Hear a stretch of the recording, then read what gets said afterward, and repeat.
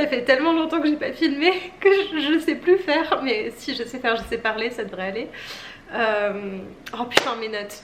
Parce que j'ai fait des notes là. Je vous jure, je rigole même pas. Coucou, je sais que ça fait hyper longtemps que j'ai pas filmé et que vous n'avez pas eu de vidéo. Je vous fais bientôt, la prochaine vidéo ce sera un café club conversation où je vais vous raconter toute ma vie, mais là j'avais vraiment envie de faire cette vidéo là. Ça va peut-être être un petit peu décousu parce qu'en général quand je commence à parler, voilà, je m'emballe et j'ai toujours plein d'autres idées qui se rajoutent, mais je pense que cette vidéo va être assez longue. Alors vous le savez déjà, moi je sais pas, mais je pense qu'elle va faire au moins 20 minutes, donc peut-être prenez-vous un petit café, un petit thé, un verre de vin, un whisky, une bière, ce que vous voulez. Et puis voilà, c'est parti, je vais vous parler de ce bilan, un an après ma rupture. C'est parti. Il y a un an, j'ai sorti ma première vidéo YouTube, enfin 11 mois je crois, quelque chose comme ça, parce que je m'étais séparée et c'est une rupture qui m'a fait du mal, on va dire, qui a été douloureuse pour moi et compliquée. Je pense que vous l'avez un petit peu compris dans certaines vidéos, notamment la vidéo sur la dépendance affective. Mais voilà, c'est ce qui m'a permis de me lancer sur YouTube, mais cette première vidéo n'avait aucun sens et était un petit peu inutile, et je me suis dit qu'avec un an de recul, peut-être que ça serait bien de faire un update de toutes les choses que j'ai apprises, toutes les choses qui se sont passées, les erreurs que je referai pas. Enfin voilà, tout ça, je pense que c'est hyper important. En fait, je me dis c'est un sujet tellement universel que vous trouverez forcément quelque chose, au moins un petit point dans cette vidéo où vous direz ah ouais peut-être, et enfin voilà, et ça vous donnera peut-être des idées ou je ne sais quoi, mais voilà, j'avais trop envie de partager ça avec vous, donc je pense que je vais commencer par mes conseils post-rupture. Mon premier conseil, c'est de tout d'abord, en tout cas les premières semaines, de ne pas rester seule. Moi j'ai eu énormément de chance, ma soeur est arrivée chez moi à Clermont-Ferrand le jour de ma rupture et elle est restée avec moi toute la semaine. J'étais en stage en pharmacie à cette époque et elle me faisait à manger, j'arrivais même pas à manger tellement j'étais mal. Elle s'occupait de moi, enfin on parlait, on faisait plein de choses et c'est vraiment quelque chose qui m'a fait énormément de bien. Heureusement qu'elle était là, ça me changeait les idées, elle me rassurait, on trouvait ensemble plein de points positifs, parce que c'est vrai qu'au début, tout de suite on va penser au bon moment, on va penser à toutes ces choses qu'on va regretter, toutes ces choses qui vont nous manquer, et ma soeur qui a un caractère voilà assez dur et assez on va dire direct, m'a tout de suite fait voir les points positifs du fait que je me sois séparée, tous les points négatifs qu'avait cette personne.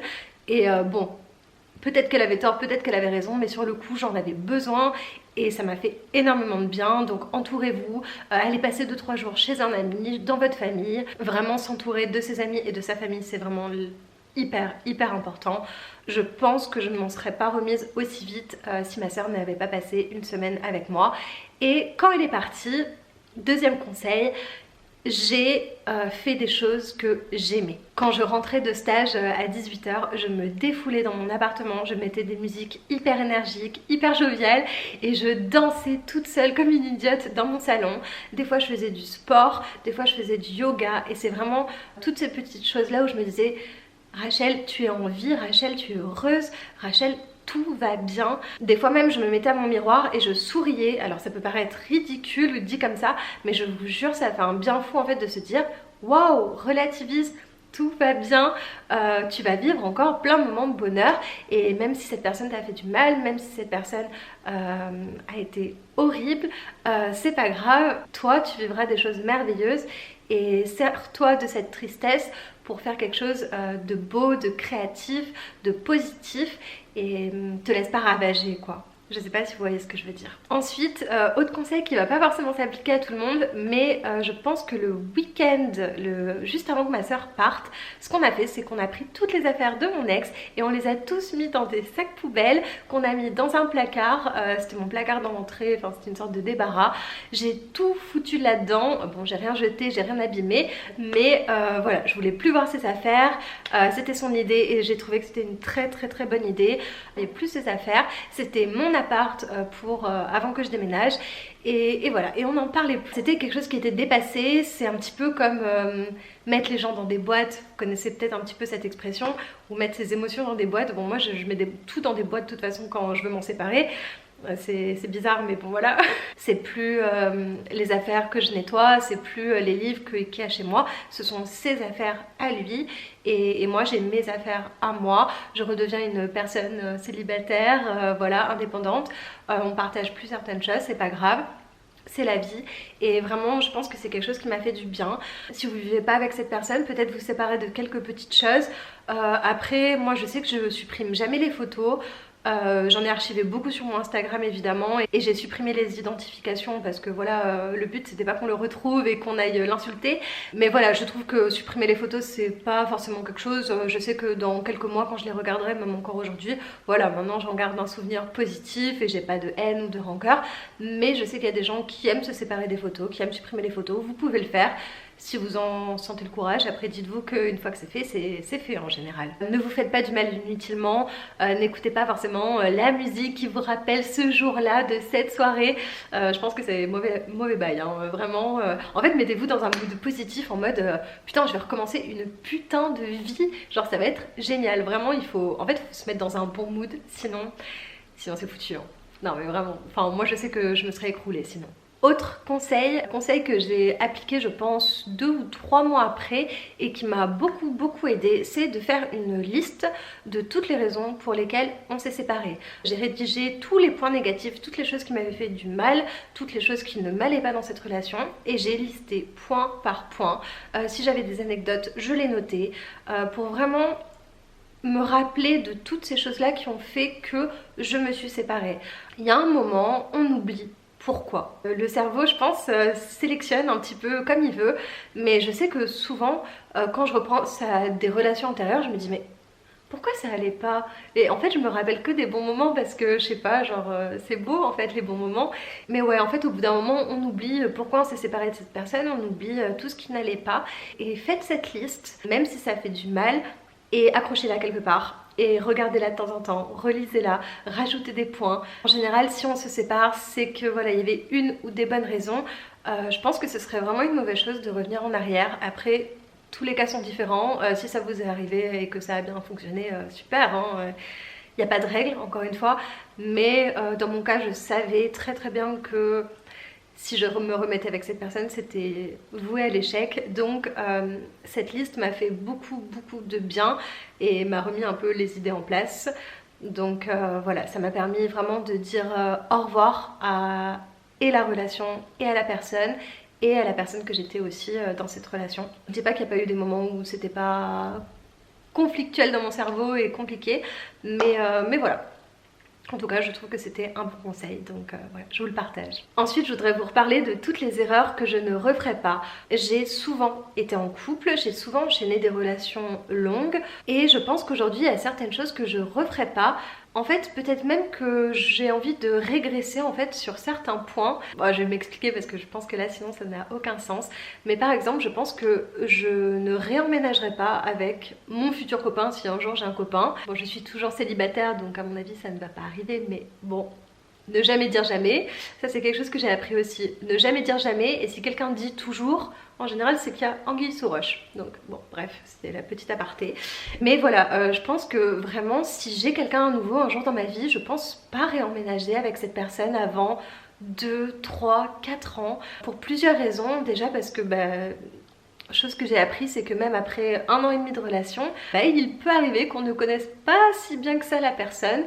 Donc voilà, moi je me suis fait avoir, j'avais des doutes avant d'emménager avec cette personne, je lui ai exprimé mes doutes, personne qui a répondu positivement, mais bon voilà, c'était pas vrai. En tout cas, les 2 relations où j'ai vécu avec mes copains, je trouvais que l'emménagement avait brisé quelque chose, avait modifié quelque chose, que le fait qu'il y ait vraiment ce cocon de couple, je sais pas comment exprimer ça, mais j'ai senti que ça avait tout de suite modifié quelque chose dans la relation, dans l'équilibre du couple. Et donc voilà, je pense que vraiment c'est quelque chose que je referai pas avant des années. Quitte à vivre une semaine chez mon copain ou qu'il vive une semaine chez moi, pourquoi pas, mais de là à me dire que le jour où je veux être seule, je peux pas. Le jour où je veux vraiment passer 3 jours toute seule dans mon appartement, je peux pas. Je trouve pas ça si bien et je trouve pas ça sain. Et je pense aussi que ça a plusieurs avantages. Déjà, le premier, c'est que quand vous vivez pas avec la personne, je sais pas, vous prévoyez plus des petites rencontres, des petits rendez-vous, vous allez peut-être passer plus de temps à vous préparer, etc.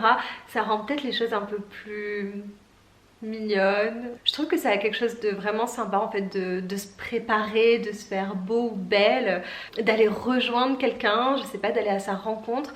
Je trouve que ça rajouterait peut-être un petit peu de magie à la relation de couple plutôt que de vivre tout le temps avec la personne qui vous voit en pyjama pendant vos révisions. Bon, c'est super sympa aussi, hein. Moi mes 2 relations que j'ai vécues avec mes copains, c'était très sympa aussi, mais bon, je crois que j'ai plus trop envie de ça aujourd'hui. Et deuxième point à ne pas vivre avec la personne, c'est que si jamais il y a un problème, vous n'avez pas ce truc de mince, je suis bloquée. Moi, c'est vraiment quelque chose que j'ai ressenti dans ma dernière relation où ça faisait des mois et des mois que je voulais me casser. Je sentais qu'il y avait des choses qui n'allaient pas, je n'en pouvais plus, mais le fait qu'on avait notre appartement ensemble, qu'on avait acheté des meubles ensemble, qu'on payait un loyer ensemble, ça faisait que j'étais bloquée. Et en fait, 4 ou 5 mois avant que je me sépare, j'avais déjà regardé des appartements sur le Bon Coin, mais je me sentais pas de faire ça en fait. J'attendais vraiment qu'il y ait vraiment affrontement et déchirement pour quitter cette personne, pour qu'on se sépare enfin. Parce que voilà, il y avait l'appartement et c'était un bébé en fait, c'était quelque chose en plus. Et ça faisait que je pense que si j'avais pas vécu avec cette personne, je m'en serais séparée beaucoup plus tôt et j'aurais évité beaucoup plus de souffrance. Avant, je le voyais vraiment comme j'emménage avec quelqu'un, c'est normal, je l'aime, je me vois vivre avec cette personne, tout se passe très très bien, emménageant ensemble. Aujourd'hui, je le vois plus comme quelque chose qui n'est pas nécessaire, qui n'est pas obligatoire. Je veux dire, si on vit pas avec la personne, ça va pas forcément entacher la relation de couple, peut-être même que ça peut l'améliorer. Donc voilà, avant pour moi c'était évident en fait que si j'avais un copain, je finirais par emménager avec lui si la relation durait plus d'1 an ou 1 an et demi. Aujourd'hui c'est pas ce que je ferais, je pense pas en tout cas. Donc voilà, après je vous dis ça, je peux encore changer d'avis. Mais voilà, c'est mon état d'esprit aujourd'hui. Et c'est ce sur quoi j'ai réfléchi et voilà. Ensuite, autre erreur que je ne referai pas, c'est accorder ma confiance trop facilement et être trop optimiste et voir trop le positif. En général, je suis quelqu'un qui veut voir les qualités chez les gens. Je ne veux pas voir ses défauts, enfin si je les vois des fois quand ils sont trop exubérants, mais j'ai envie vraiment de me concentrer sur le positif, j'ai envie d'insister là-dessus. Je sais pas, si quelqu'un est généreux, je me dis waouh mon dieu qu'est-ce qu'il est généreux, ou je sais pas, si quelqu'un est beau, je vais me dire oh, mon dieu qu'est-ce qu'il est beau. Enfin je sais pas, genre moi j'exagère toujours un petit peu, hein. Je suis un petit peu genre waouh, mais ouais, je pense qu'il faut vraiment que je me calme là-dessus. Après voilà, moi je suis un peu hypersensible, donc comment vous dire que il suffit que la personne soit belle et intelligente et je n'en peux plus. J'ai l'impression que j'ai fait la rencontre de ma vie. Non mais je me fais beaucoup trop rire. Mais en vrai c'est vrai, je fonctionne vraiment comme ça et maintenant je fais hyper gaffe. Comment vous dire que je suis limite psychopathe des défauts. J'ai rencontré quelques personnes cette année et souvent en fait quand je voyais qu'il y avait un défaut, je creusais en fait ce défaut et je me disais tiens fais gaffe parce que cette personne elle pourrait peut-être être un peu comme ça, et un peu comme ça peut peut-être dire beaucoup comme ça. Et le fait d'avoir été beaucoup plus méfiante, d'avoir creusé peut-être certains points d'une personne, de m'être attardée un peu plus sur ses défauts, ça fait que je pense que je me suis évité pas mal d'embrouilles.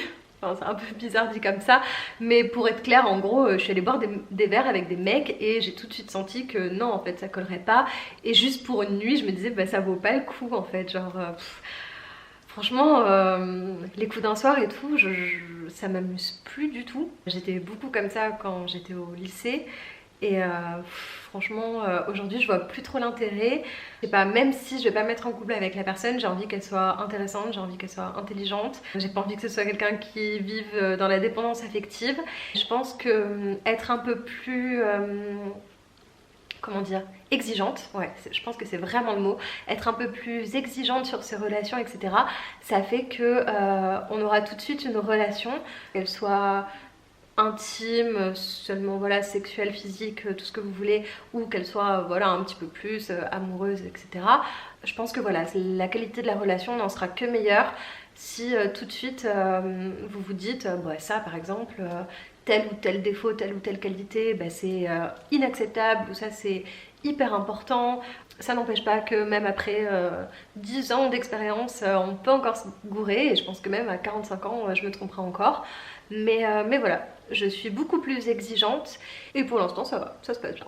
Ensuite, je pense que ce que je ne referai pas, c'est de ne plus avoir de moments rien qu'à moi. C'était quelque chose que j'avais du mal à faire parce que quand j'aime quelqu'un, j'ai envie de l'inclure en fait dans tout ce que je fais. Même, je sais pas si je fais des activités qui sont, comment dire, solitaires. Ouais, que je fais toute seule, bah, j'ai envie de l'inclure, j'ai envie de lui en parler, j'ai envie de lui dire, de lui montrer. Mais en fait, je pense que j'essaye peut-être trop d'introduire les gens dans ma vie et peut-être même de trop m'introduire dans la leur, je sais pas, je me rends peut-être pas compte. Mais voilà, le fait de ne plus avoir de moments rien qu'à moi, je pense que c'est mauvais et je pense que ça rejoint en fait le fait d'emménager avec quelqu'un. En fait, je me rends compte que j'ai énormément besoin de moments où je suis seule chez moi, de moments où bah voilà, je peux danser dans mon salon, je peux mettre de la musique, je peux mettre mes écouteurs, je peux juste faire des câlins à mes chats.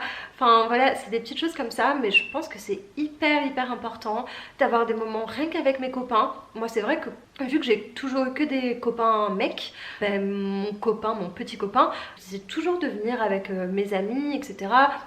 Et j'adorais que mes copains rencontrent mon petit copain, mais c'est peut-être quelque chose que je ferais pas aussi rapidement, et peut-être que je me garderais des moments bah, juste avec mes amis, juste avec ma famille, de pas trop inclure cette personne en fait, de garder des moments où cette personne n'est pas là, parce que cette année en fait je me suis rendu compte que bah encore une fois mes amis et ma famille avant tout, mince quoi, genre trop important en fait. Et ensuite, chose que je ne referai pas si jamais un jour j'ai un nouveau copain, d'accepter des choses inacceptables. Alors plus le temps passe, plus je suis exigeante et moins je suis tolérante, je trouve.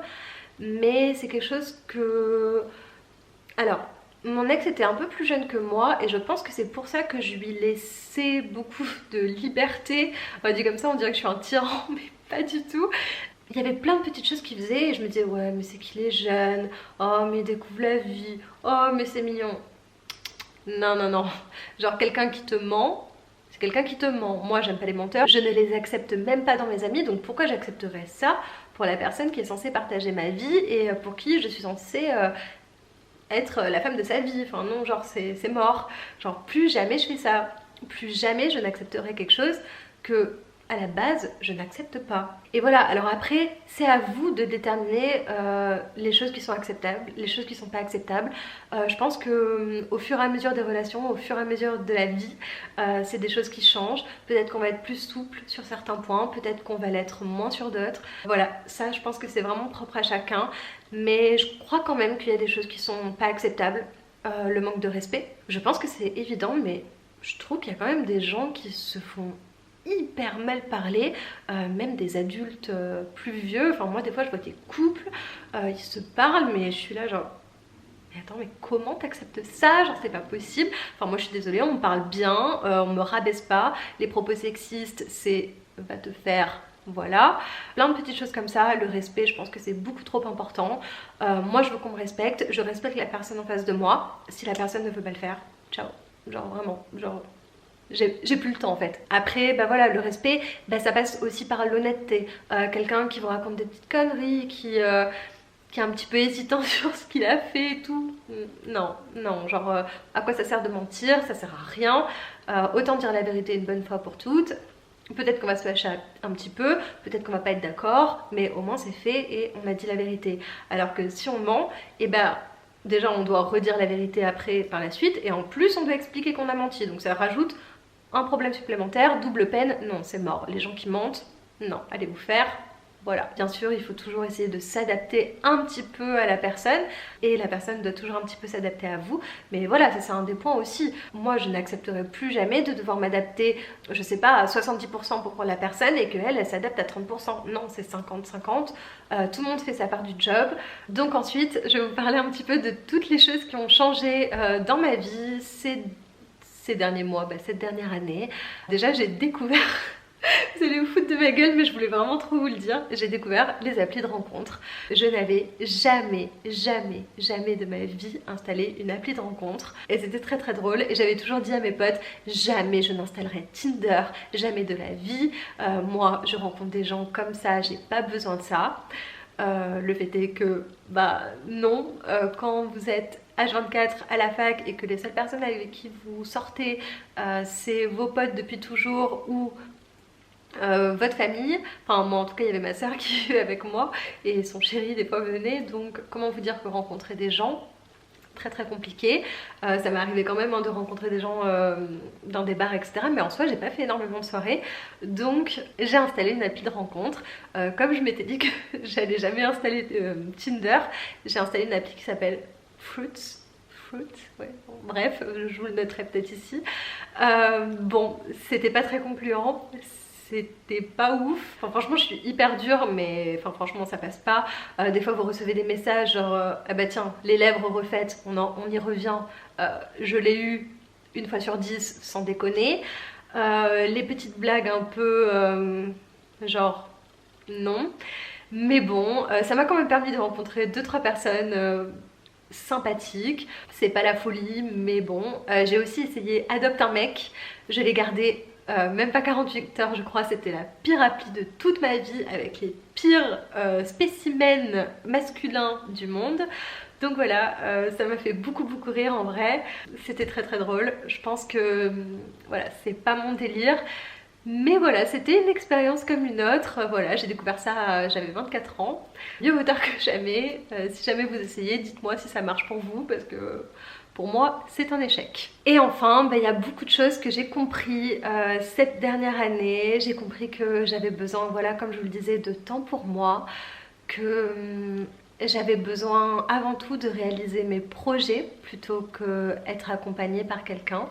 Je me suis rendu compte que être en couple, c'est pas si important. Être en couple, c'est pas ça qui fait que vous créez en fait une vraie relation sincère et durable. Je me suis rendu compte aussi que, comment dire ça,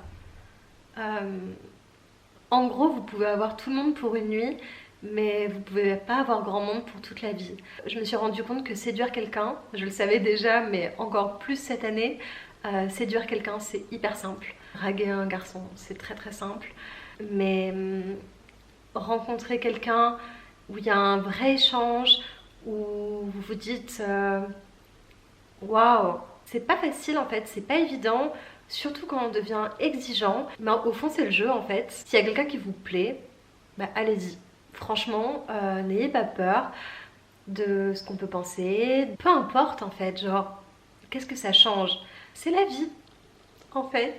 Voilà, enfin je pense qu'il faut vraiment faire confiance à la vie, faut suivre son intuition, faut pas avoir peur, foncez en fait, mais ne laissez personne d'autre passer avant vous, vraiment. En fait c'est votre vie, donc c'est vous qui faites les règles du jeu, c'est vous qui jouez à ce jeu, et en fait vous pouvez pas être perdant parce que c'est votre jeu, donc allez-y, vous voulez séduire un mec ou une femme qui paraît inaccessible, hop, allez, c'est pas grave. Genre moi c'est ce que mes potes ils me disent tout le temps, ils me disent mais qu'est-ce que t'attends? Et je suis là je sais pas. Et donc voilà, maintenant je fonce et puis ça marche pas, c'est comme ça en fait.